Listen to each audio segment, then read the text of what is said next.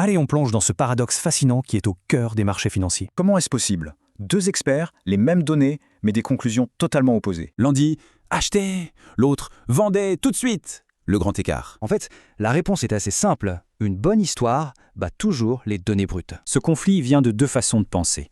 L'une est réactive, l'autre proactive. Penser de façon réactive, c'est un peu comme conduire en ne regardant que son rétroviseur. Ça ignore même que 73% du marché s'anime quand New York dort. À l'inverse, l'approche proactive, elle, regarde à travers le pare-brise pour anticiper la suite. Voilà qui résume tout.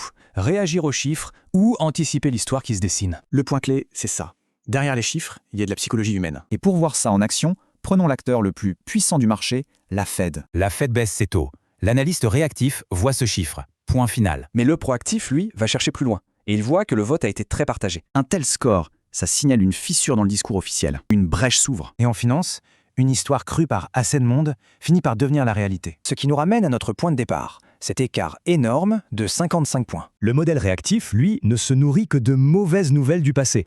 Du coup, sa conclusion est presque mathématique. Tout va mal, donc il faut vendre. Sauf que le modèle proactif, lui, intègre le récit du moment, l'optimisme fou autour de l'IA. Il comprend que, pour l'instant, l'histoire est tout simplement plus forte que les chiffres. Tout ça mène à une statistique qui ne change jamais.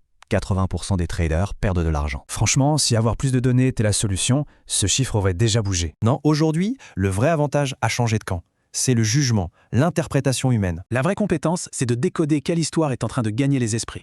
Ce qui laisse une dernière question. Vu le décalage, qu'est-ce qui pourrait bien briser le sortilège?